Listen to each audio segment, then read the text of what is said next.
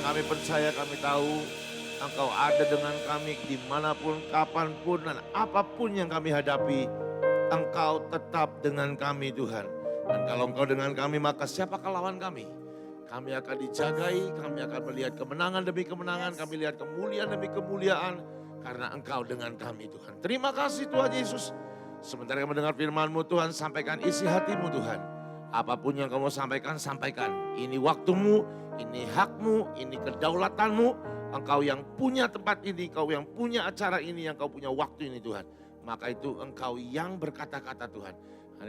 Yang bukan dari Tuhan, tidak bisa diperkatakan di tempat ini demi nama Tuhan Yesus. Hanya yang dari hatimu saja yang disampaikan.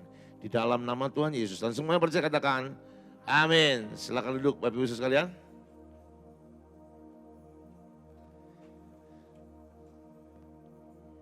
Saya percaya hari ini Tuhan melawat kita satu persatu.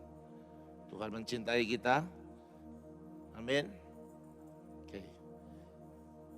Kalau boleh lampunya nyala. Nah gitu. Saya tuh kalau lampunya gelap rada serem saudara. Karena beberapa dari Anda pakai masker kan putih-putih doang kelihatannya. Saudara, saya punya video sebelum saya masuk firman Tuhan. Saya mau ajak kita lihat video sebentar saja saudara. Saya cerita dulu sebelum lihat videonya. Diawali waktu itu Pak Daniel sebelum menghadap Tuhan. Semua para pemimpin diberi diberi tanggung jawab saudara. Untuk mengadopsi 34 provinsi, satu orang satu provinsi. Dan kebetulan saya dipercayai untuk megang provinsi Nusa Tenggara Timur. Dan pada waktu setelah itu, setelah diserahkan tugas itu kan tidak lama Pak Daniel menghadap Tuhan. Gitu. Jadi buat saya tugas untuk mengadopsi provinsi NTT buat hidup saya adalah sebuah warisan yang paling berharga saudara. Karena itu tugas terakhir sebelum beliau menghadap Tuhan.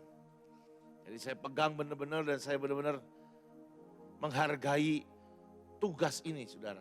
Saya bolak-balik ke NTT dan saya melihat Tuhan sangat baik. Sejujurnya saudara bukan saya melayani NTT. Sejujurnya bukan saya yang harus memberkati NTT. Tapi buat saya setiap kali saya ke sana saya melihat kebaikan Tuhan. Saya melihat Tuhan begitu sangat luar biasa. Dan ada satu hal yang luar biasa saudara yang buat saya secara roh saya harus tangkap dan saya harus kerjakan ini. Saudara pada waktu tahun 1965 di sebuah kota kecil saudara di NTT yaitu kota Soe. Pernah terjadi sebuah lawatan besar. Keajaiban supranatural terjadi di kota itu saudara. Di mana anggur yang paling terkenal itu anggur berubah jadi air, salah ya. Air berubah menjadi anggur saudara.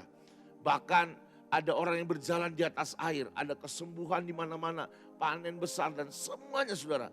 Ada keajaiban yang luar biasa. Sampai akhirnya kota kecil yang namanya Soe ini di tahun 1965 ini melahirkan banyak penginjil-penginjil yang dahsyat. Dan juga kota ini menjadi pusat perhatian dari dunia. Dunia kekristenan melihat kota Soe. Bahwa di situ terjadi sebuah kegerakan mujizat supranatural saudara. Dan tahukah saudara kalau misalnya Anda mau tahu gereja yang mengalami mujizat itu bukan gereja yang seperti kita yang tepuk tangan, bahasa lidah, angkat tangan, loncat-loncat dan nangis. Tapi justru gereja presbyterian saudara. Di situ dilawat Roh Kudus, mereka dipenuhi dengan Roh Kudus saudara. Bayangkan orang NTT tiba-tiba dipenuhi Roh Kudus. Ada yang berdoa dengan bahasa Jerman, bahasa Perancis. Itu bahasa yang gak pernah mereka tahu sebelumnya. Mereka cuma tahu bahasa daerah mereka. Gak pernah, jangankan Jerman, Inggris pun mungkin gak lancar saudara. Atau mungkin Indonesia pun terbata-bata. Tapi di tahun 1965 itu terjadi keajaiban. Ada mujizat terjadi saudara. Tapi sangat disayangkan beberapa tahun berjalan terus akhirnya sepertinya hilang tak berbekas. Kota yang tiba-tiba dalam sekejap mata dirubah menjadi kota yang sangat subur. Tadinya kota yang biasa-biasa aja dirubah menjadi kota yang sangat subur. Saudara, kalau Anda pergi ke Soe, yang terkenal di sana adalah alpukat, saudara. Pada waktu dulu zaman masih lawatan itu, mendadak orang yang tanam alpukat ketika mereka panen, itu alpukat bisa segede kepala Anda, saudara. Itu alpukat besar-besar. Terjadi keajaiban, saudara, di segala sisi di kota Soe. Tapi sekarang disayangkan, saudara, sudah hampir tidak terlihat. Saya pernah pergi ke sumurnya, saudara. Sumur pertama kali yang ada mujizat air menjadi anggur. Di situ pun sudah tidak ada apa-apa. Hanya sumur saja. Walaupun saya bisa masih rasakan ada hadirat Tuhan. Tapi tidak ada apa-apa, saudara.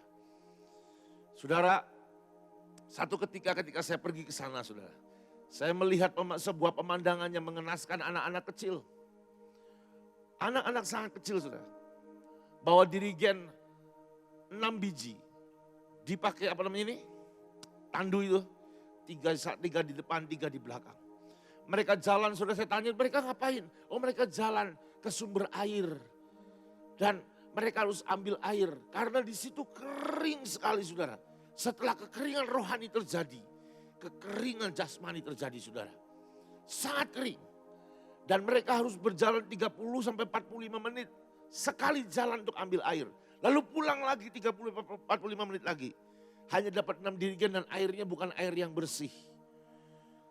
Setelah itu saya tanya, lalu apa yang harus dilakukan kalau seperti ini?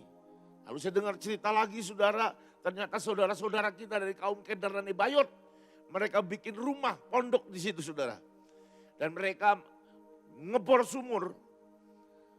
Lalu orang-orang yang mau ngambil air, dia ngomong gini, kalau kamu mau ambil air di tempat ini, kamu harus mengucapkan mantra-mantra mereka. Semoga Anda mengerti kode-kode saya. Dan ketika mengucapkan mantra, lalu ganti celanamu. Dari celana yang panjang biasa akhirnya menjadi celana yang cingkrang. Dan semuanya berubah bajunya, saudara. Paham, saudara ya? Meninggalkan Yesus, menyangkal Yesus hanya karena air. Di situ, saudara, saya merasa ada sebuah amarah yang muncul di hidup saya. Saya bilang kurang ajar. Lalu saya tanya, kalau kita nyewa mesin bor sumur, kita bor di sini, kira-kira butuh uang berapa sampai jadi dapat airnya? Dikatakan satu lubang bisa habis kita 90 juta. Untuk nyewa mesinnya, untuk pasang pompanya, pipanya, reservoirnya, dan lain-lain, saudara. 90 juta. Lalu saya berkata gini, kalau gitu kenapa kita tidak beli saja mesin bornya? Lalu kita ngebor. Kalau kita beli mesin bor berapa harganya? Kan bisa banyak, saudara. Dari situ sudah ide tercetus. Saya ambil uang yang saya punya. Saya kumpulkan juga yang lain, kita beli, saudara. Dan akhirnya kita mulai membor sumur, saudara. Dan saya teringat sebuah firman Tuhan ketika Ishak menggali sumur Abraham, saudara. Dan ketika dia menggali maka terjadi pertengkaran, keributan. Padahal yang digali adalah sumur yang digali oleh Abraham. Ditutup oleh orang Filistin. Digali ulang sama Ishak. Lalu orang-orang marah. Rebutan air, saudara.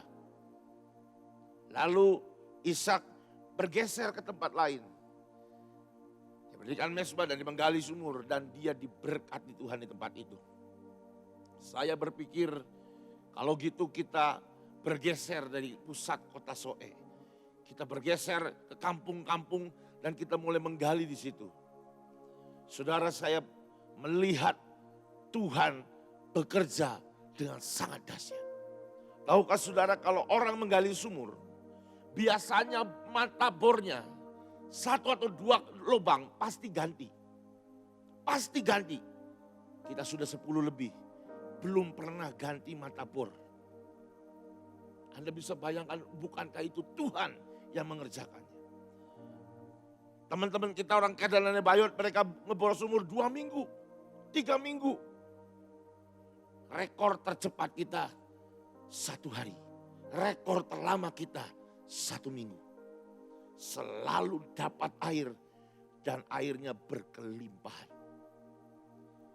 Saya melihat Tuhan begitu dahsyat bekerja. Nah, saudara, puji Tuhan, di sana sudah ada beberapa desa yang sudah jadi desa yang bergerak maju. Di sana sudah ada pertanian, sudah ada perikanan. Menyusul akan datang peternakan dan lain-lainnya. Karena sudah ada air. Desa yang tadinya miskin sekarang sudah panen. Dan saya memberitahu saudara, itu semua karena Tuhan. Dan yang satu lagi saudara, saya percaya ada beberapa dari kita, banyak dari kita di tempat ini yang juga mendukung dalam doa. Saya mau ajak kita lihat videonya sebentar saja saudara, silakan.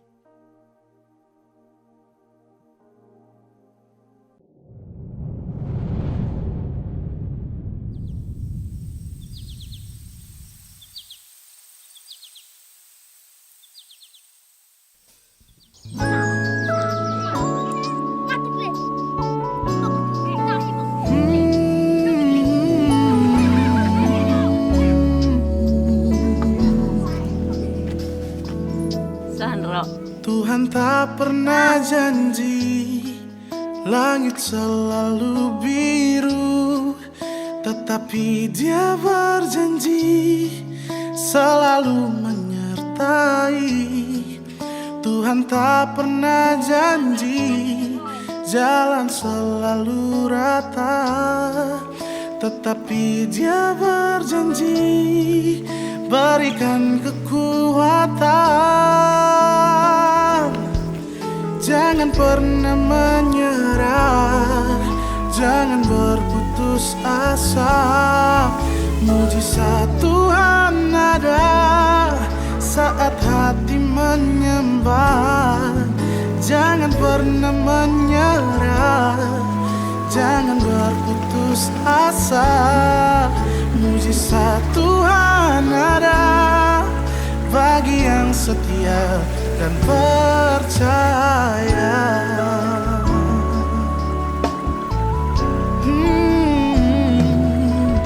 Tuhan tak pernah janji langit selalu biru, tetapi Dia berjanji selalu menyertai.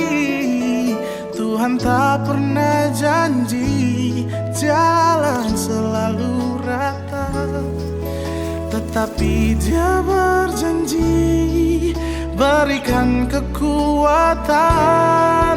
Oh, jangan pernah menyerah, jangan berputus asa.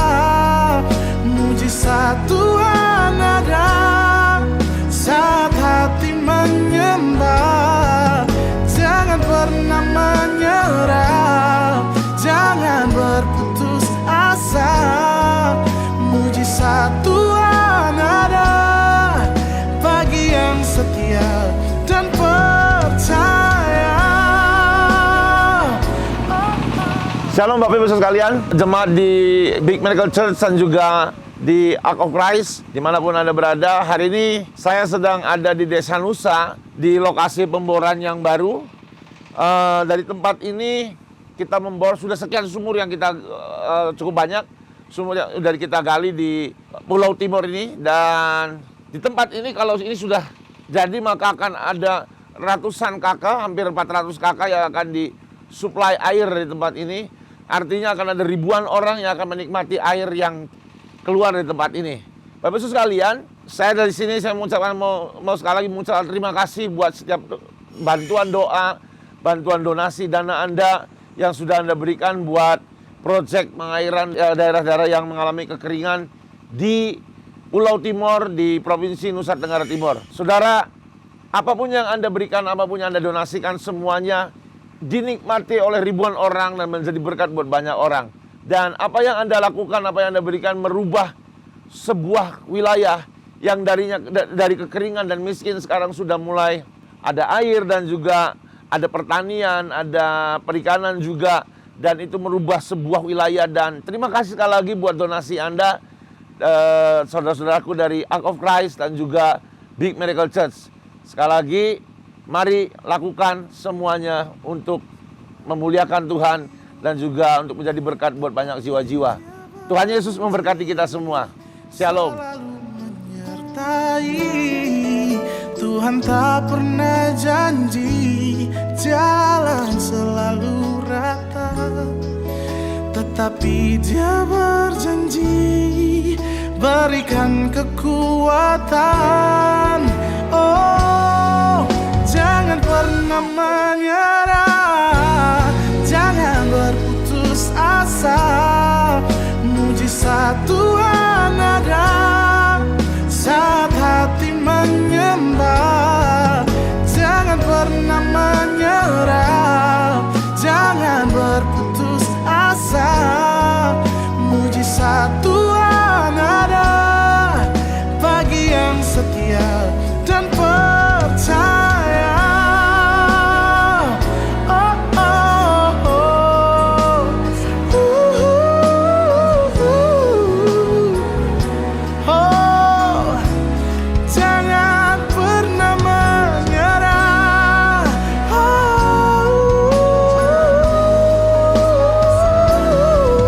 Mujizat Tuhan ada bagi yang setia dan percaya. Kami tidak pernah ambil air di tebing.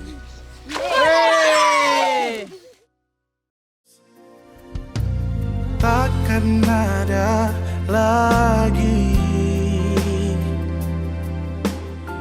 Kami ada di Sumur Bor Tilo, bantuan dari Untung Indonesia, AOC dan Big Miracle Church. Dari sumur ini ada jaringan pipa masuk ke sini, kemudian dinaikkan ke ada reservoir di atas untuk didistribusi ke bagian atas dan connect ke ada di bagian bawah ada 4 reservoir untuk jaringan pipa distribusi air ke kurang lebih 128 keluarga di area yang bawah.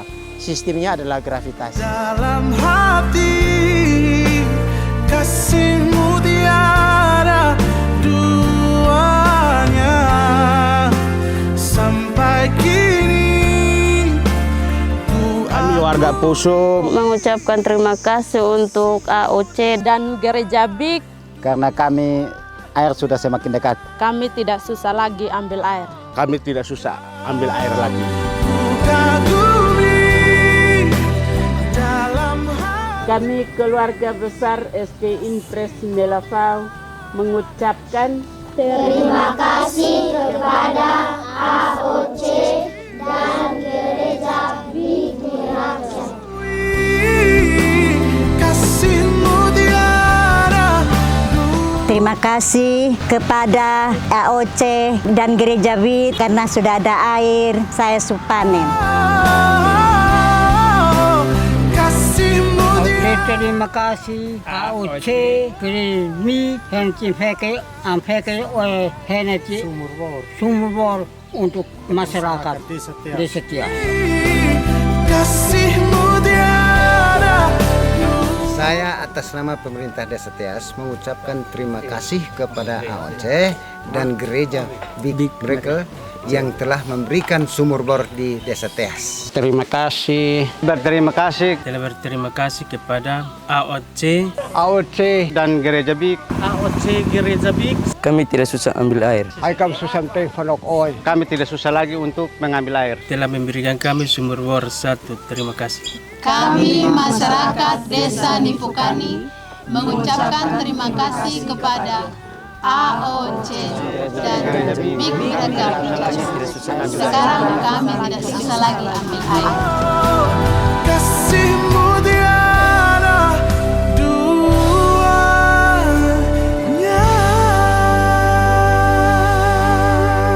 Terima kasih saudara buat semua bantuan, semua donasi, semua bantuan doa yang selama ini Anda beri buat masyarakat di Kota Soe, di sekitar Kota Soe saudara. Saya percaya apa yang Anda berikan tidak ada satupun yang sia-sia dan itu dimanfaatkan untuk ribuan orang saudara. Di kesempatan ini juga saya ngundang untuk para pengurus-pengurus AOC yang ada ayo bikin KKR di sana. Mumpung saya ada kuasa di sana. Saya bisa ngomong aja, ayo bikin KKR, semua jemaatmu harus hadir. Kalau enggak tak cabut pompa airnya. Pasti datang saudara, daripada dicabut. Jadi Anda bisa datang saudara, Anda bisa sapa, misalnya kau puas mau KKR sana boleh. Nanti saya usahakan untuk ada 5.000 orang buat mendengar KKR dari Pak Boas. Saudara, saya hari ini sebenarnya sudah menyiapkan sebuah tema khotbah sesuai dengan tema yang ada saudara. Tapi minta maaf, di belakang tadi Tuhan bilang, no, sampaikan apa yang sedang kamu sampaikan hari-hari ini. Saudara, saya bilang sama Tuhan, Tuhan ini udah berkali-kali loh aku bicara ini. Tapi memang di sini belum saudara, tapi tempat lain berkali-kali saudara. Tapi Tuhan katakan ini yang penting dan ini yang akan terjadi bulan depan. Kebetulan besok adalah bulan depan. Saudara-saudara, dalam satu hari saya ada 5 orang yang memberikan saya jam tangan di hari yang sama. Dan 5 orang ini 5 orang yang berbeda, mereka satu dengan yang lainnya nggak kenal. Nggak kenal saudara. Dan semua jam yang diberikan itu mereknya sama. Walaupun setelah itu ketika saya cerita banyak orang yang tiba-tiba entah kenapa ikut-ikutan ngasih jam. Ya saya emang senang-senang aja dikasih saudara ya. Ikut-ikutan ngasih jam saudara. Dan jam yang 5 jam yang dikasih ke saya semua mereknya sama. Mereknya G-Shock saudara. Dan saya percaya ketika sesuatu terjadi seperti itu pasti Tuhan ingin bicara sesuatu. Gak mungkin saudara itu terjadi seperti ya biasa aja. Enggak, mesti Tuhan mau ngomong. Kalau cuma 1 mungkin biasa kan. 2 pun mungkin biasa, bisa aja kebetulan. Tapi kalau sudah 5, pasti Tuhan bicara sesuatu. Sambil waktu saya berdoa tanya Tuhan apa yang akan terjadi? Apa yang kau mau? Lalu Tuhan ngomong seperti ini. Tahun depan, itu dapatnya Desember, berarti tahun ini. Akan terjadi masa percepatan. Setiap anak-anakku harus siap. Jangan sampai terkejut. G-Shock. Jangan sampai kaget. Kalau tiba-tiba percepatan itu datang. Anda jangan berpikir kalau percepatan itu datang hanya perkara berkat saja loh. Percepatan itu bicara masalah proses. Masalah tanggung jawab, tugas, dan lain-lain. Saudara kan ada sekolah percepatan. Lala ikut sekolah percepatan nggak dulu? Ikutan? Enggak. Ikut. Tanya sama Lala. Sekolah normal sama sekolah percepatan pasti beda. Sekolah yang normal mesti ada jam untuk main PlayStation. Main dengan teman-teman, pergi nge-mall. Coba sekolah percepatan. Kenapa? Kurikulumnya sama. Tapi dipadatkan. Artinya belajarnya lebih berat. Lebih makan waktu saudara. Karena dipadatkan semuanya. Dan pasti lebih melelahkan daripada sekolah yang biasa. Dan saudara, kita akan masuk. Beberapa minggu yang lalu saudara Tuhan bilang, Februari aku akan nyalakan semuanya. Dan setiap kita harus siap masuk pada masa percepatan. Tahukah saudara, dunia juga sedang akan masuk dalam masa percepatan. Ada sebuah perubahan di dunia ini yang akan terjadi dengan sangat cepat. Saudara, kalau kita lihat 10 tahun yang lalu mungkin masih banyak toko-toko yang biasa. Toko baju, toko sepatu, toko kelontong yang lainnya. Bahkan banyak supermarket. Dan saat-saat ini sudah nggak ada. Kenapa? Karena ada sebuah percepatan. Orang nggak usah datang lagi ke toko. Kalau mereka nggak adaptasi, mereka pasti bangkrut. Dan berapa banyak toko konvensional yang bangkrut.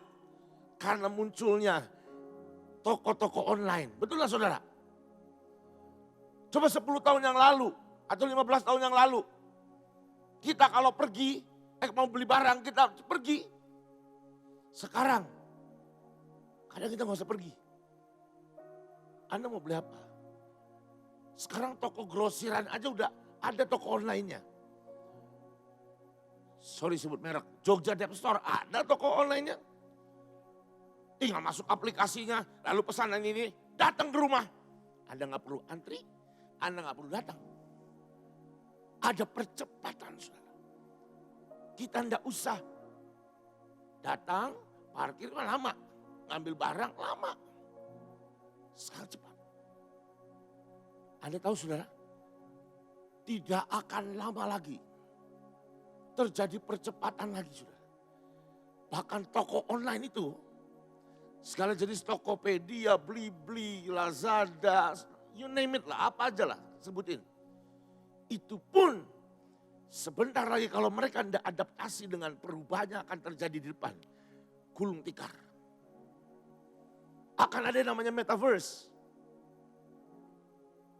Mereka akan bisa buka mall di internet. Dan orang hanya pakai VR. Pergi, koneksi internet. Sepertinya sudah ada di mall, lihat kanan kiri depan belakang mall. Barang yang bisa diambil, dilihat, dimensinya bisa ketahuan. Bahkan saya dengar sedang dibikin lagi teknologi. Bisa merasakan, bisa mencium baunya. Anda bisa bayangkan saudara. Kalau itu cepat sekali terjadi. Jangan ngomong lama-lama. Siapa yang bilang lama? Itu teknologi seperti menurut saya. Semua sudah ada dari dulu. Tinggal di launching satu sedikit-sedikit. Dan ini akan dipercepat. Itu percepatan saudara. Anda bayangkan dunia saja. Ketika masa percepatan kalau sudah siap. Berapa yang hancur, berapa yang bangkrut. Ada banyak toko-toko, supermarket yang mereka tidak adaptasi dengan percepatan yang ada. Bangkrut. Bangkrut. Saudara, mari siapkan hidup Anda. Ketika Tuhan nyalakan percepatan di bulan Februari. If you are not ready, kalau engkau tidak siap, saya sangat khawatir. Ada banyak dari kita yang tertinggal, terlempar dan terhilang. Saya berdoa kita semua di tempat ini, di AOC dan yang streaming. Semuanya adalah orang-orang yang siap menghadapi percepatan yang ada. Amin saudara. Buka kitab saudara di Amos 9 ayat 13. Ini dasar firman Tuhan. Di mana percepatan itu ada. Sesungguhnya waktu akan datang. Demikianlah firman Tuhan bahwa pembajak akan tepat menyusul penuai. Dan pengirik buah anggur menabur benih. Gunung-gunung akan meniriskan anggur baru dan segala bukit akan kebanjiran. Saudara lihat. Akan tiba masanya bahwa pembajak akan tepat menyusul pada penuai. Ini kan bicara masalah proses orang bercocok tanam, bertani. Orang bertani pertama kali apa yang harus mereka lakukan? Membajak, betul kan? Tanahnya harus diolah, dibajak dulu. Setelah dibajak, baru ada, mungkin dipupukin dulu. Setelah itu mungkin ditabur benih, disiram air dan lain-lain. Baru penuaian, betul kan? Tapi Tuhan menggambarkan sebuah percepatan yang seketika. Pembajak tepat menyusul kepada penuai. Itu percepatan. Dan ini yang akan terjadi hari-hari yang akan datang. Kalau engkau tidak siap, engkau akan terkejut. Ketika engkau terkejut, engkau tidak siap. Dan kau gak bisa ikut dengan irama yang Tuhan mainkan dalam masa percepatan. Kau akan terhilang. Hari-hari ini saudara ketika kau melayani Tuhan. Menyembah Tuhan, kau kerja. Hidup pengiringanmu dengan Tuhan. Jangan males-malesan. Cepat, bergerak cepat. Bahkan Tuhan akan bicara dengan engkau. Kalau kau tidak segera meresponi dan melakukan apa yang Tuhan katakan, saya sangat khawatir.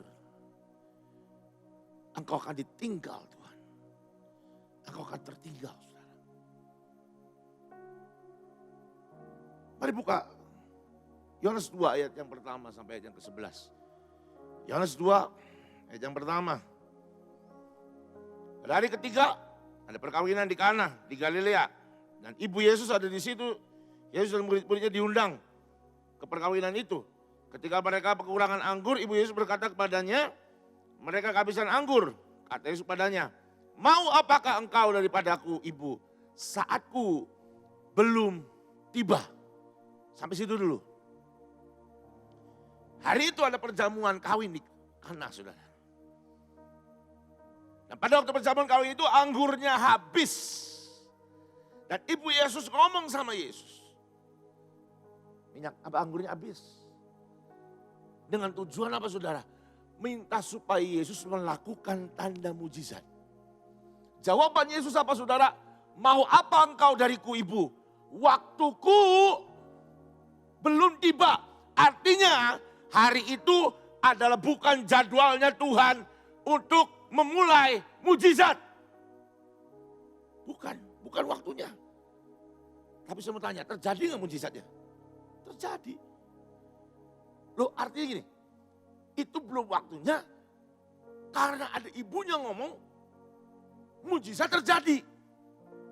Berarti Tuhan tidak on the track dengan jadwal yang dia punya. Betul nggak? Loh, betul kan? Harusnya kan kita mengerti bahwa Tuhan tidak pernah tergesa-gesa. Tuhan tidak pernah terlambat. Tapi hari itu Tuhan bergerak sebelum jadwal dia bergerak. Pasti ada sesuatu. Pasti ada alasan kenapa Yesus bergerak sebelum waktunya. Dan ini adalah percepatan yang harus kita alami. Yang kita harus alami dalam hidup kita di hari-hari yang akan datang. Tuhan sendiri yang mau bahkan mempercepat jadwal yang harusnya dia kerja lebih cepat. Mendahului schedule yang dia tetapkan sendiri. Bisa nggak sih itu terjadi? Bisa, Alkitab ngomong bisa. Ya dong? Loncat ke Mazmur 57 ayat 7 dan 8. Mazmur 57 ayat 7 dan sampai 8. Hatiku siap, ya Allah, hatiku siap. Aku mau bernyanyi, aku mau bermazmur. Bangunlah hai jiwaku, bangunlah hai gambus dan kecapi. Aku apa saudara? Mau membangunkan fajar. Artinya Tuhan sendiri bilang, kita bisa mempercepat waktu terbitnya fajar. Kalau dibangunkan berarti belum waktunya bangun, kudu bangun, betul gak? Loh kalau misalnya mau bangunnya on time, ya ngapain dibangunin? Biarin aja dia bangun sendiri, betul gak? Ini fajar sih, fajar ini. Kalau kita nggak usah bangun, biarin aja si fajar pasti bangun sendiri. Kalau ada kata-kata aku mau bangun fajar, artinya kita membangunkan fajar sebelum waktu dia bangun. Sebelum jadwalnya dia bangun. Dan ini kita harus tahu. Kalau kita mau masuk masa percepatan, kita harus gerak lebih cepat. Memang kita nggak akan pernah bisa gerak lebih cepat dari Tuhan. Setidaknya Tuhan melihat respon hati kita. Ingin bergerak dengan sangat cepat. Dan dia akan menyambut apa yang menjadi keinginanmu. Engkau mau gerak cepat? Oke, let's move. Mari gerak. So, gimana caranya membangunkan fajar? Lihat, ini sudah pernah saya bahas. Saya nggak tahu kapan saya pernah bahas. Hatiku siap. Aku mau menyanyi, aku mau bermazmur. Nyanyi itu apa? Ayo, menyanyi itu apa saudara? Ada yang ingat enggak? Menyanyi itu apa? Nyanyi itu singing, itu terjemahan mas. Ada yang tahu nyanyi? Tadi nyanyi logo apa sih? Di sini. Ku kagum hormat akan engkau. Ku kagum hormat akan, itu apa saudara? Itu kan kata-kata. Iya kan? Itu kan seperti kita sedang berkata-kata, sedang ngomong. Tapi ngomong dengan diberi nada dan irama. Iya enggak? Diberi nada, itu berkata-kata. Berkata-kata itu. Artinya apa saudara? Aku mau bermazmur, aku mau bernyanyi. Artinya mulai memperkatakan apa yang engkau doakan, dideklarasikan. Anda pikir setiap pagi jam 5 doa pagi itu ngapain? Itu ngapain saudara? Itu berkata-kata dan itu sedang menciptakan sesuatu dengan perkataan kita. Iya, Anda lihat doa pagi. Nyanyinya cuma beberapa lagu, itu aja lagunya. Dan perkataannya, deklarasinya itu. Tapi setiap itu perkataan, itu sedang membangunkan fajar. Ya bukan arti jam 5 pagi harusnya kita deklarasi, ya bukan, cuma jamnya untuk, maksud saya adalah kita akan melihat Indonesia dipulihkan dengan sangat cepat. Sebenarnya ini sedang terjadi karena kita berdoa tiap pagi. Kalau Anda lihat saudara, Indonesia sebenarnya ada negara yang tidak terlalu parah karena dampak pandemi COVID ini. Oh iya, negara lain lebih parah saudara. Negara lain udah di lockdown parah lagi. Kita nggak pakai lockdown, iya kan? Ya cuma PPKM aja, tapi kan nggak lockdown. Buktinya apa? Perekonomian Indonesia hari ini sedang merambat naik. Yang lain masih stagnan, cenderung ada yang turun. Pada waktu varian Delta saudara, drop turun, kita doa setiap pagi, turun. Dengan sangat drastis. Semua negara bingung melihat kok bisa Indonesia seperti itu. Tahukah saudara, kita sedang membangunkan fajar. Secara ilmu manusia yang Delta kemarin itu tidak mungkin drop dengan begitu cepat. Anda bayangin 50 berapa puluh ribu mendadak jadi cuma 1.000, 2.000, 200, 100. Ya sekarang katanya naik lagi. Nggak apa-apa, doa lagi. Kita akan lihat saudara akan drop lebih cepat lagi.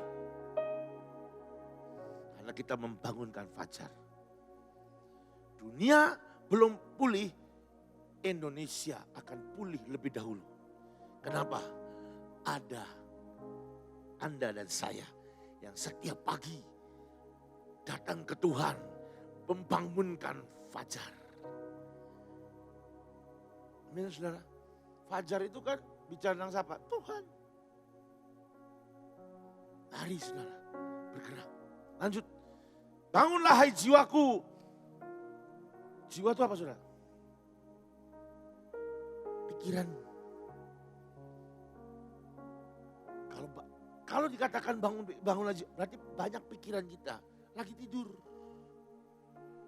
Kenapa tidur? Ya karena kita seringkali otak kita banyak mikir-mikir hal yang jelek, yang negatif. Ketika otak Anda mikir yang negatif, yang keluar juga pasti negatif. Dan kau menghancurkan hidupmu sendiri dengan pikiran. Saudara, kalau Anda tahu saudara pelatihan multilevel marketing, pelatihan asuransi itu ditanamkan untuk berpikir yang positif. Orang para motivator itu ngomong tentang perpikiran positif, itu semua ada di Alkitab. Sudah nggak ada orang yang sukses di di dunia ini yang berpikir negatif. Nggak ada, percayalah.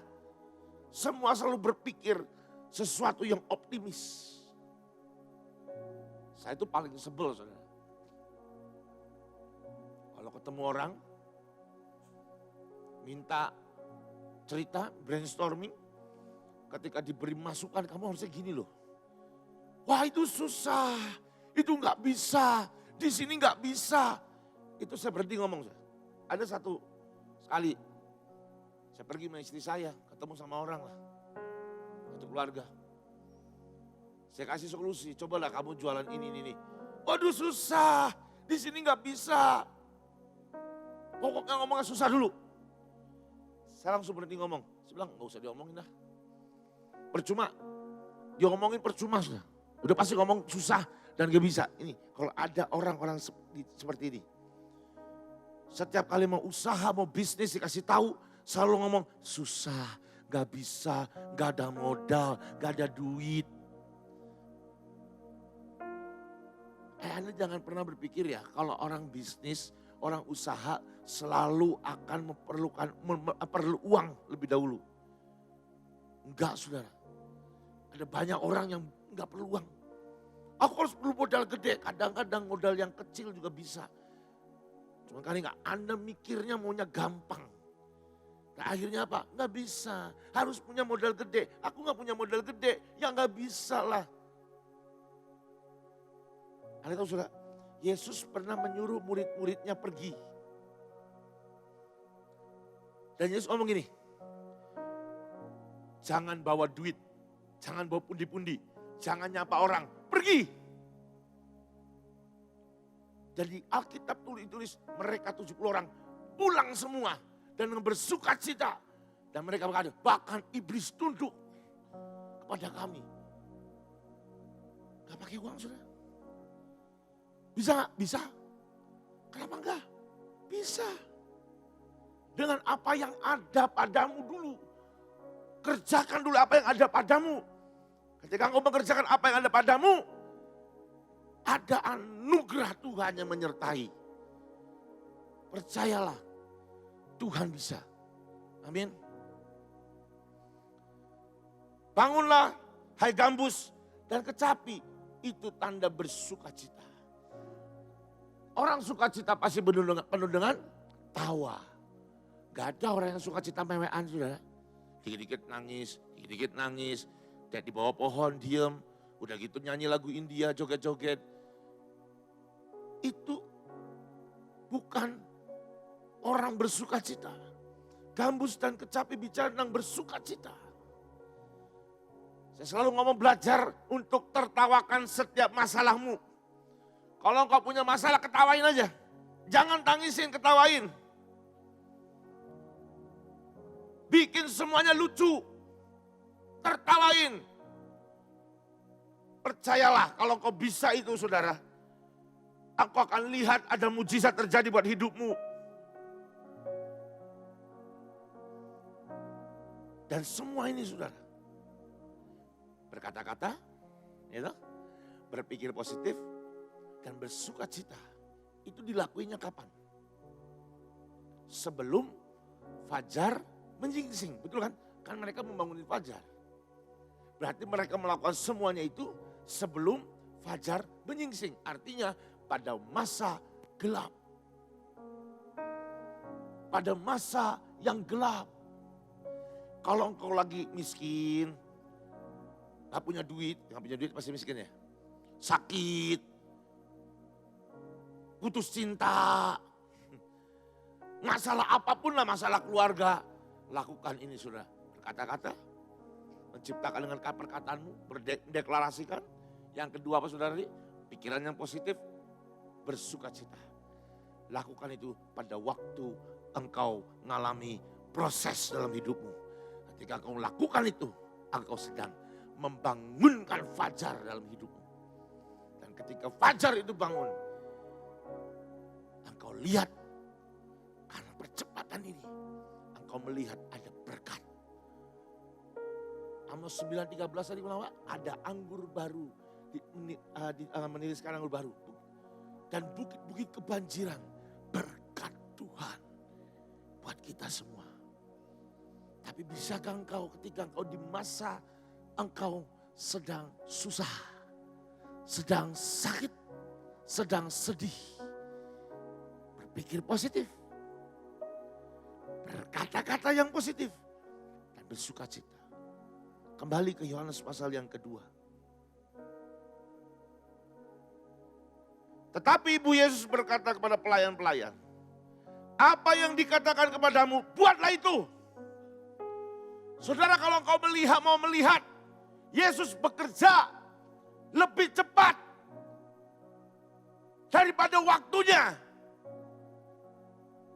lakukan apapun yang Dia katakan buat hidupmu. Jangan tunda, kerjakan segera.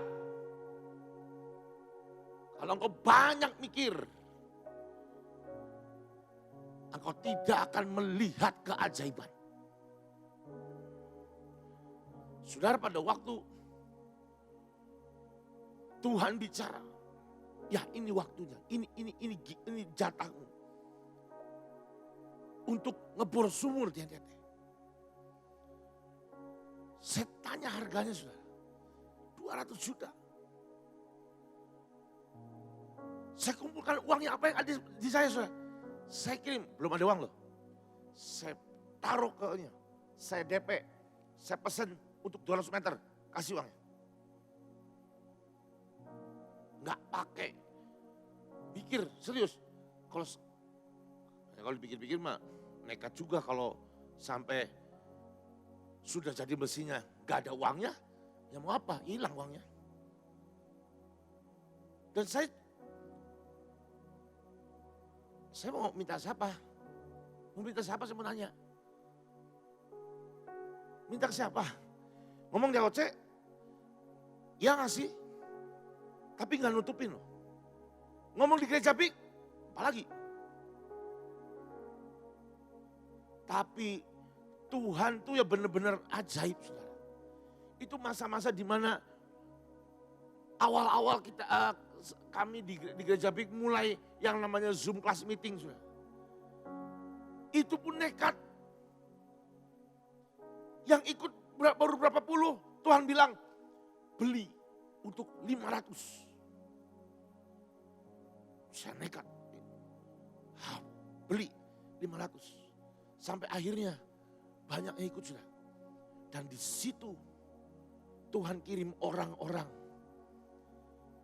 yang punya hati untuk jiwa-jiwa. Saya ngomong, saudara. Begitu saya sudah DP, besokannya waktu Zoom saya bicara. Saya cerita tentang NTT. Saya cerita apa yang saya kerjakan. Yang sudah saya DP-in. Dan dalam satu malam tertutup bahkan lebih.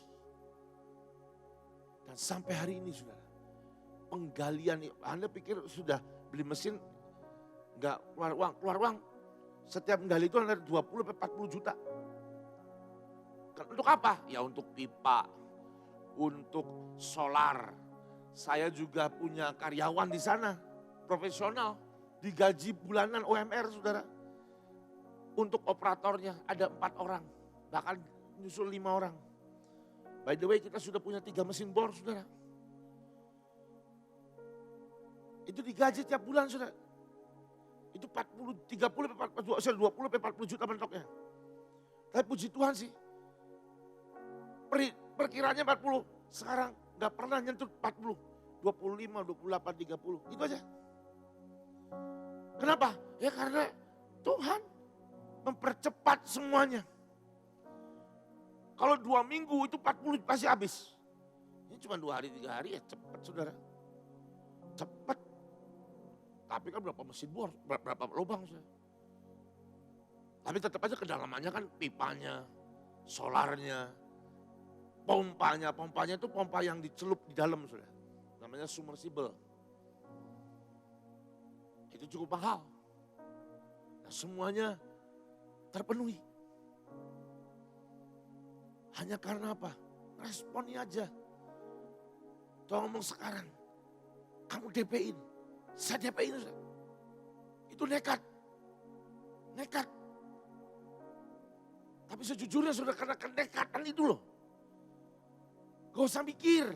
Kalau Tuhan ngomong apa, lakuin aja. Lakuin.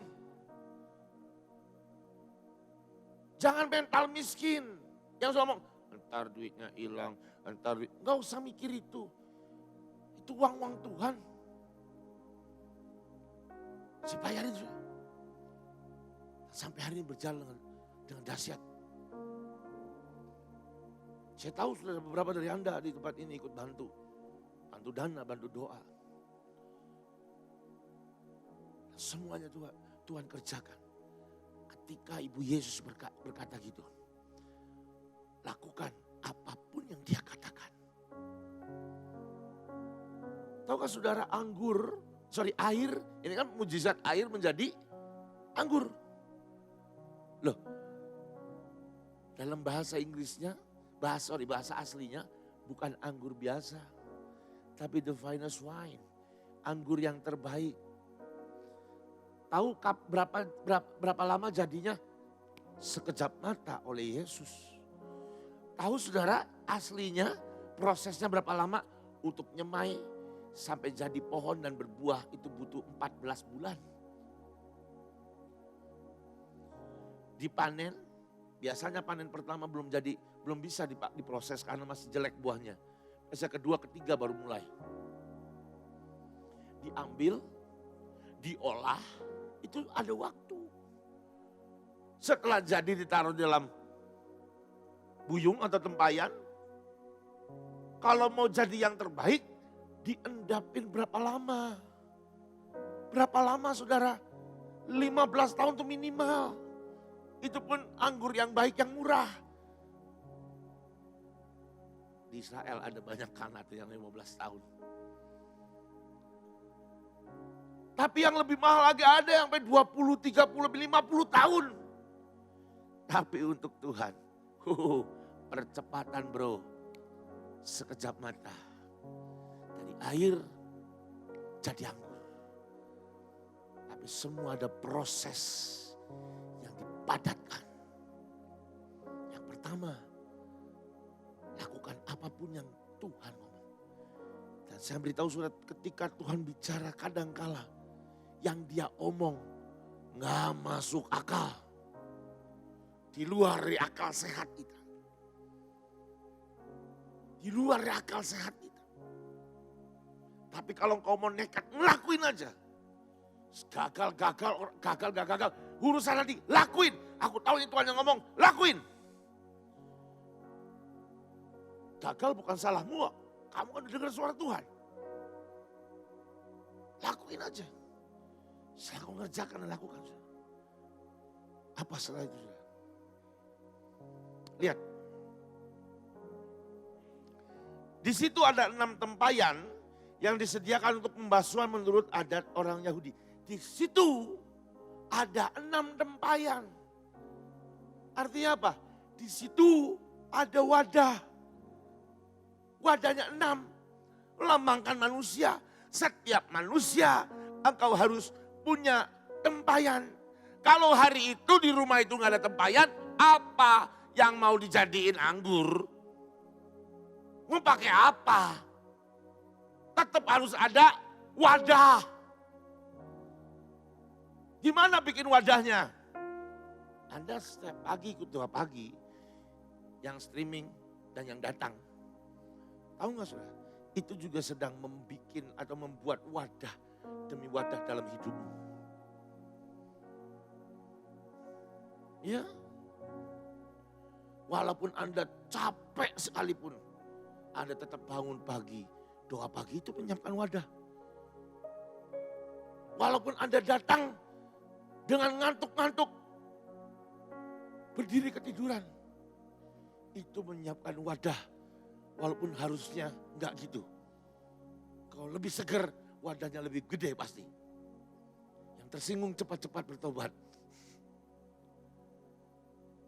Itu menyiapkan wadah saudara. Hanya ikut doa pagi yang setiap hari datang, pasti sudah lupa rasanya apa itu bangun siang.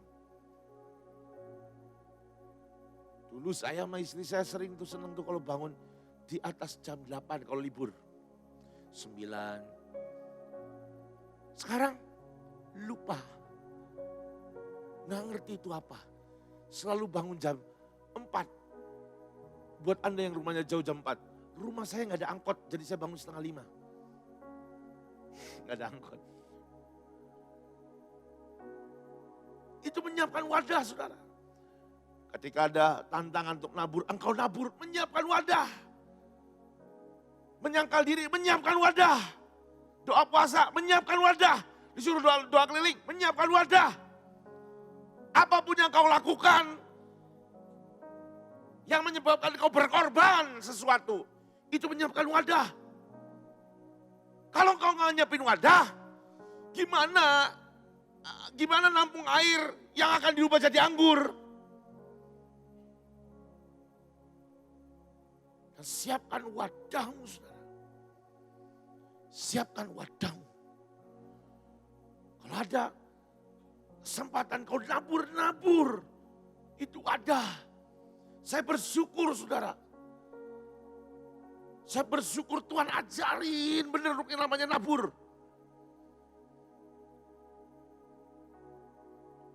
Kalau saya nggak nabur, saya nggak punya wadah. Saya nggak tahu pernah cerita Anda, saudara. Saya kan belum lama ini, tahun lalu. Saya kan ganti mobil 2, saudara. 2 mobil, Mobilio, HRV. Saya ganti dua-duanya dengan mobil baru semuanya. Ada yang ngomong, wah enak, hebat. Wah, tunggu dulu jangan enak-enak, hebat-hebat. Itu kejadian berapa belas tahun yang lalu. Saya harus menyiapkan wadah untuk ada itu mobil. Anda kan tidak tahu, saudara, prosesnya. Wah enak kamu, jangan ngomong enak-enak, itu proses yang lama. Berapa belasan tahun yang lalu, saudara. Ada satu orang, habis saya khotbah di Jakarta. Khotbah sudah malam, selesai jam 9, diajak malam, ngobrol-ngobrol jam setengah 10. Saya pulang ke hotel. Nyampe di hotel ada orang telepon. Minta ketemu untuk konseling. Saya udah capek, saudara. Saya capek banget. Saya mau tidur. Dan hari malam itu saya habis pelayanan, itu orang datang berduyun-duyun minta didoain. Itu yang lebih capek daripada khotbahnya sendiri. Jadi setiap tanggal 1 itu berduyun-duyun ke Ibu Selvi, itu capek loh buat beliau. Itu wadahnya gede, saudara. Hari itu dia paksa saya nggak mau. Sebenarnya saya sudah bentak dia dan saya sudah tutup teleponnya. Besok aja makan pagi bareng di hotel. Saya punya jatah berdua, saya tidur sendiri. Berdua makan pagi berdua. Ngobrol di situ. Gak bisa, aku udah gak kuat, aku harus ngomong hari ini. Udah pokoknya besok pagi, saya tutup. Begitu saya tutup, Tuhan ngomong sama saya gini. Kamu itu siapa? Aku hambamu, Tuhan. Lalu yang tadi telepon itu siapa? Anakmu, Tuhan. Loh, kamu berarti hambaku, berarti pembantuku toh. Iya, itu anakku. Statusnya lebih tinggi mana? Tak pikir-pikir, oh iya, aku babu, dia anak majikan. Kok wani berani-berani loh kayak gitu. Bisa dipecat kan? Saya telepon, ya udah cepet sekarang ke sini. Datang sudah. Jam setengah 12, jam 11 lebih lah. Hampir jam setengah 12. Dia cerita, isinya cuma cerita dikit nangis sampai jam 3 subuh. Anda bayangin, 2 lelaki di lobi hotel duduk bersebelahan. Yang satu ngomong nangis, saya dengerin. Itu mirip apa, saudara? Sorry ya, mirip pasangan homo yang sedang putus cinta. Ngeri, saudara, jijik saya juga lihatnya. Serius. Malu banget. Sampai jam 3 subuh. Anda bisa bayangin, saudara. Anda tahu, Selesai dari hari itu, sejak hari itu, sampai bertahun-tahun, hampir setiap hari ini orang telepon. Teleponnya apa? Aku nggak kuat, lebih baik aku mati aja. Sebenarnya pengen ngomong, Yesus mati aja lah, cepet lah. Saya doain, nasihatin, tutup. Satu kali pernah saudara, video call.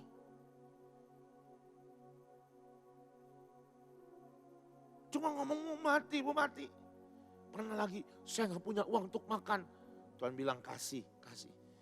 Saya mau usaha, ini ada kesempatan. Saya butuh uang pastor 24 juta.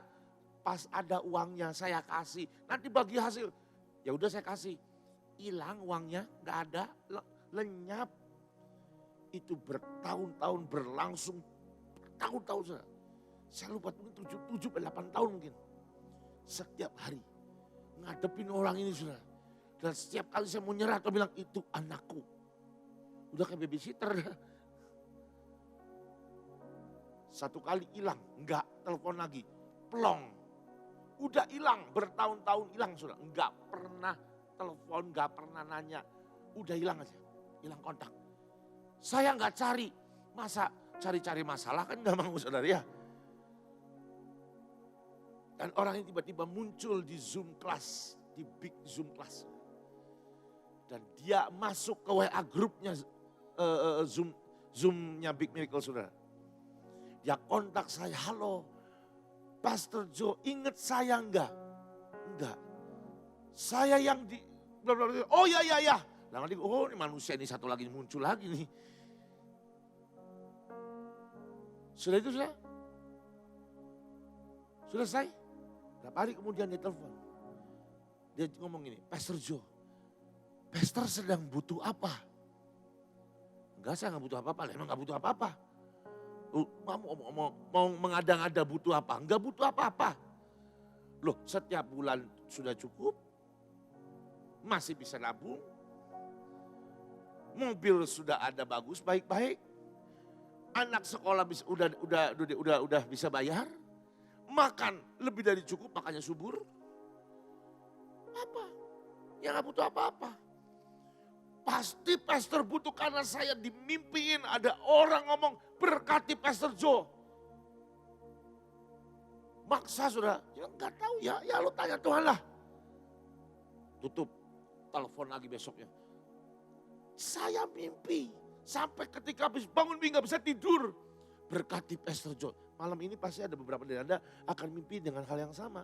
Berkati Pastor Joe, jangan tahan. Berkati Pastor Joe. Pastor butuh apa? Dalam hati saya gini, lu kalau memberkati gak usah nanya gue butuh apa, tinggal kirim. Ya kan, betul gak? Ngomong gitu terus, enggak butuh apa-apa. Itu berlangsung berhari-hari. Tiap hari telepon, berkati Pastor Joe, berkati, mimpin. Oh ya, saya lupa. Ceritanya dia udah cerita sama saya, dia sekarang udah kaya. Jadi setelah hilang itu, 2 tahun setelah hilang itu, dia usahanya boom. Sangat kaya. Tapi anehnya lupa, dia pernah ngilangin uang 24 juta saya gak pernah kembaliin sampai, ya udah, sekarang udah jadi mobil oke lah. Ya sudah. Sampai akhirnya satu ketika Tuhan ngomong gini. Jadi gini ceritanya. Saya itu setiap kali khotbah itu kan dapat persembahannya. Gak usah munafik lah, bang, dapat persembahan. Nah, biasanya saya setor pajak sama tukang pajak di rumah. Dan pajak di rumah saya itu 100%. Mau gak mau setor. Nah, kalau negara kan 10%, 20% ya kan. Ini gak 100%. Jadi saya nanya ke istri saya semua. Dan saya gini, pikir saya mau nabung, nyumputin uang dari dia. Untuk supaya suatu hari saya bisa beli mobil baru untuk ya kasih kejutan lah. Dan saya udah merancang emang nomor mobilnya. Yang sekarang tuh 912. Tadinya mau TIN. Tapi rasanya aku terlalu manusiawi. AOC, supaya AOC banget. Saya sebutin uangnya, tapi gak pernah betah uangnya. Suruh Tuhan nabur. Jadi ngumpulin tuh hilang lagi hilang, habis lagi habis. Dan saya pengen beli mobil. Dan juga saya punya mertua, kan sudah tua saudara. Kalau mobil yang dua ini kan pendek, susah naik turunnya. Jadi salah satunya keinginannya adalah punya beli istri saya mobil, dan mobilnya adalah mobil Innova. Supaya buat mertua saya gampang kalau naik turun mobil. Itu aja tujuan saya. Dan udah lupa sama sekali. Karena apa? Ngumpulin hilang lagi hilang uangnya. Udah ngumpulin 100 juta. Mari kita pergi ke Israel. 100 juta hilang. Ngumpulin uang, istri saya ngomong, aku dapat undangan Tuhan di Israel. Ya hilang terus uangnya. Lalu akhirnya saya ngomong sama dia, oh Tuhan ngomong, itu kan yang kamu mau. Bilang dia, Tuhan, malu Tuhan. Bilang. Begitu dia telepon, aku tahu. Saya cerita, oke kalau gitu. Kirim mobil sudah. Innova, sak gelondong. Segelondong. Tapi kan masa saya punya 3 mobil, buat apa? Akhirnya yang 2 ini mau saya jual. Saya ganti mobil lagi. Daripada punya 3. Anda tahu sudah? Karena berapa lamanya orang telepon lagi. Aku mimpi lagi, kan aku sudah kasih kamu mobil. Aku mimpi lagi. Berkati Pastor Joe. Berkati Pastor Joe. Saya bilang gak tahu apa, kan udah ada mobil. Saya gak enak masa, oke beliin gua mobil lagi kan, aneh kan. Tapi Tuhan ngomong, yang kamu mau itu 2 mobil jadi 1. Bilang sama dia. Oh aku tahu, aku punya 3 mobil, gak butuh. Yang 2 mau aku jual, mau aku tuker, jadi 1 mobil. Oke, ditransfer sudah. Saya dapat 2 mobil. Enak ya 2 mobil ya, tapi kisahnya tutup. Hampir tahunan itu saya diteror sama orang. Jadi jangan ngomong gampang. Wah enak kok gampang banget. Enggak gampang saudara. Enggak gampang. Jam 1 subuh ditelepon tuh enggak enak rasanya. Dimintain uang terus tuh enggak enak rasanya saudara. Dan setiap kali minta uang selalu dikasih. Selalu saya kasih terus. Itu enggak enak. Itu namanya wadah. Itu namanya wadah. Siapkan wadahmu. Siapkan tempayanmu. Untuk Tuhan isi air dan diubah jadi anggur. Amin saudara. Lanjut saudara. Itu tempayan buat apa saudara? Tempat apa? Pembasuhan. Basuh apa? Kaki. Itu tempat basuh kaki. Kenapa Tuhan pilih itu? Karena Tuhan mau ngomong sama Anda hari ini. Jadi hamba. Jangan sombong.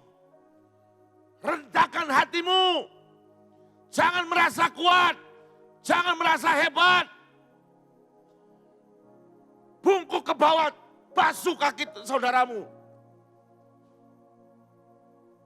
Soal jujur ya. Ini jujur ya. Poin ini saya khotbah itu poin yang paling berat buat saya sendiri. Buat saya sendiri. Saya itu kalau sudah sebel sama orang. Itu sebelnya gak pernah bisa saya sembunyiin. Yang sudah lama kenal saya pasti tahu. Kalau sebel sama orang gak bisa saya sembunyiin. Hahaha, gak bisa. Saya akan diam dan melihat dia dengan mata yang penuh dengan kekesalan. Dan saya lebih baik menghindar. Gak usah ngomong sama sekali sama orang yang saya gak suka. Yang sudah kenal lama sudah pasti tahu sikap saya ini. Dan jujur saudara, ini masih perjuangan buat saya. Satu hari, Tuhan bilang, berkati dia dengan uang. Siapa Tuhan? Itu, aduh. Jangankan ngasih uang, ngasih sebotol air minum aja males saya. Dan itu pun masih gagal. Harusnya saya kasih langsung. Saya ngasihnya muter lewat orang lain. Kasih ya, suka ngomong dari gua. Pokoknya diem-diem aja. Itu pun Tuhan masih menilai. kamu masih sombong. Jujur poin yang ini saudara, ini yang masih saya perjuangkan untuk saya menang. Tapi Tuhan bilang, ayo punya tempayan untuk membasuh kaki saudaramu. Membasuh kaki itu ketemu sama yang kotor-kotor. Kalau membasuh kakimu sendiri itu gak apa-apa. Lah emang kakinya orang. Kapan hari ya pernah ya ada acara suruh basuh kaki Elisa atau siapa ya, atau pastoral. Suruh basuh kaki jemaat. Itu di situ saya melihat bentuk kaki yang berbeda-beda. Kebersihan kaki yang bermacam-macam. Dan bau kaki yang beraroma beda-beda juga. Atau kapan ya? Di retreat kalau gak salah pernah. Itu orang ngantri banyak basuh kaki. Rasanya saudara, wow serius. Dan baunya beda-beda, beneran bau. Kalau yang kaki perempuan mulus putih itu ya oke lah. Kalau basuh kaki lala tuh gak apa-apa, aman, bersih. Coba basuh kaki ini, mang ini, mas ini, bapak-bapak ini. Macam-macam maunya, ada yang wangi, ada yang bau. Sorry ya, bukan nyinggung, menghina. Tapi itu yang namanya butuh, namanya kerendahan hati. Membasuh itu artinya engkau tidak mempublikasikan kejatuhan, kelemahan orang lain. Justru membersihkan orang lain. Jangan kalau ada saudaramu yang jatuh, engkau malah gosip. Tahu nggak? Itu kok ternyata. Jangan suka gitu saudara. Saya nggak yakin kalau di sini nggak ada, pasti ada. Yang seperti itu. Ngejelek-jelekin satu dengan yang lainnya. Mungkin kalau bisa Anda rekam kalau dia lagi jatuh. Masukin ke TikTok supaya FYP. Viral. Ayolah. Jangan saudara. Kita harus membasuh kaki. Basuh kaki membersihkan saudaramu satu dengan yang lainnya. Bukan malah mencemarkan. Engkau mau lihat mujizat percepatan air jadi anggur? Punya tempayan. Dan tempayan untuk membasuh kaki. Dan engkau harus basuh kaki. Amin saudara. Lanjut saudara. Yesus berkata tempayan, isilah tempayan itu penuh dengan air.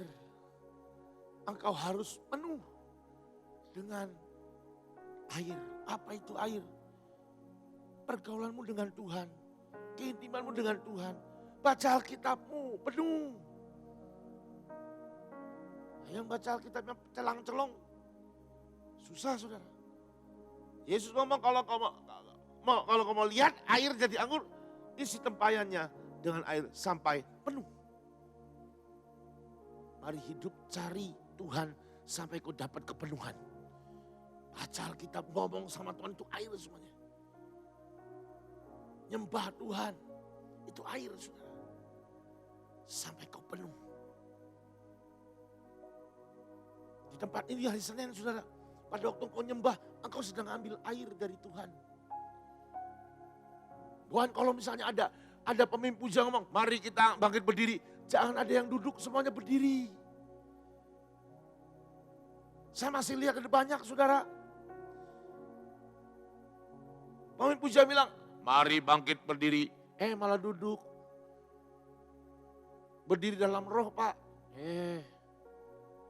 Angkat tanganmu. Nggak angkat tangan. Malah angkat kaki ke toilet. Ayo bertobat, ayo jangan gitu saudara. Ambil air sampai wadahmu penuh. Ketika itu penuh, kau lihat mujizat hidupmu dirubah dengan cepatnya Tuhan. Tiba-tiba ada anggur yang keluar dari hidupmu. Dan anggur itulah anggur yang terbaik keluar. Amin saudara. Lanjut saudara. Yesus berkata kepada pelayan itu, isi teman itu sampai penuh dengan air, dan mereka mengisi sampai penuh. Lalu kata Yesus kepada mereka, cedoklah, bawalah kepada pemimpin pesta. Lalu mereka pun membawanya. Saudara, pada waktu dia mencedok, membawa kepada pemimpin pesta, saya yakin, hakul yakin, pasti yakin banget, itu masih air. Tapi ketika mereka melangkah, di tengah mereka melangkah, saya percaya itu berubah jadi anggur. Dan saudara butuh kenekatan yang luar biasa buat para pelayan-pelayan ini. Kenapa? Itu tempat cuci kaki. Bukan tempat yang bersih. Ambil truk airnya, bawa ke pemimpin pesta. Kalau sampai itu air kelihatan kotor, dan itu nggak berubah jadi anggur, mungkin bisa ditempeleng atau dipecat. Tapi karena mereka ini dengar, Ibu Yesus berkata, lakukan apapun yang dia katakan. Lakukan, ambil cedok airnya, beri.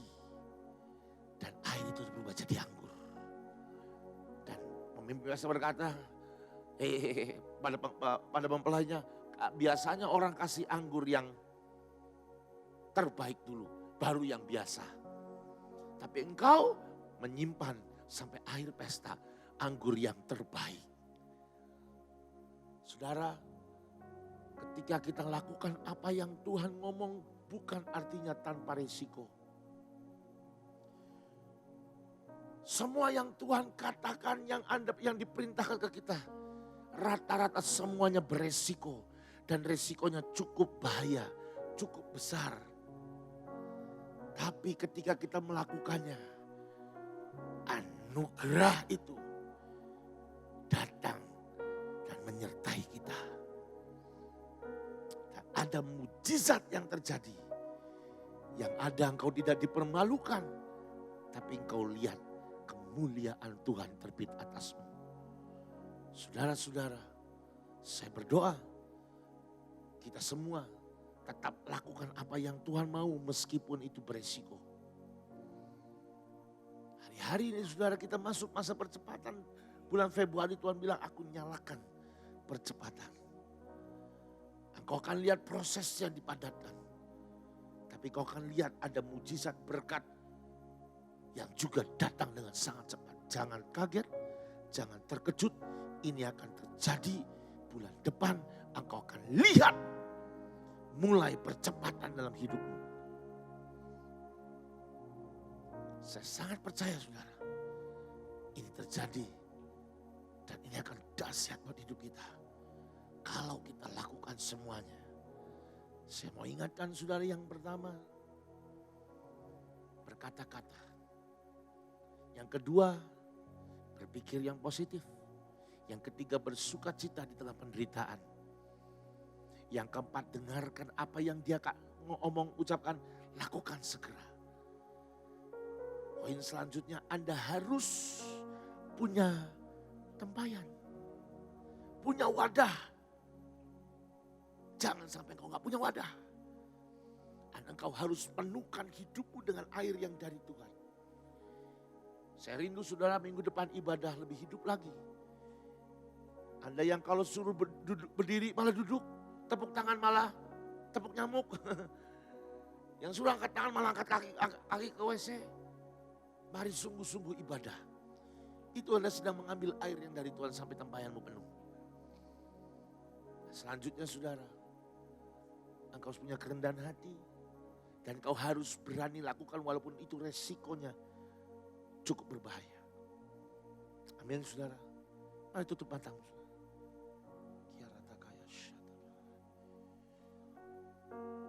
Kiara namanya satakara. Kiara papa ya. Ya Tuhan, tiap jam aku memerlukanmu. Engkau lah yang memberi sejahtera penuh. Setiap jam ya Tuhan, Engkau ku perlukan. Ku datang juru selamat, berkatilah ya Tuhan.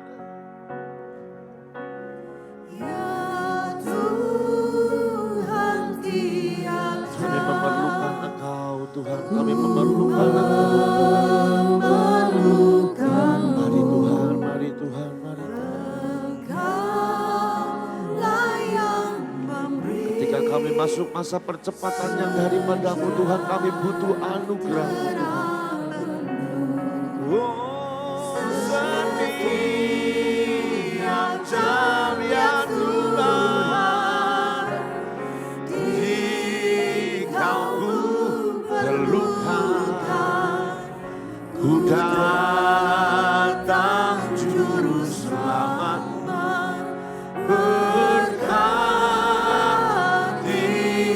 Mari angkat tanganmu dan katakan sekali lagi, ya Tuhan, ya Tuhan. Ya Tuhan, tiap jam ku memerlukanmu. Engkau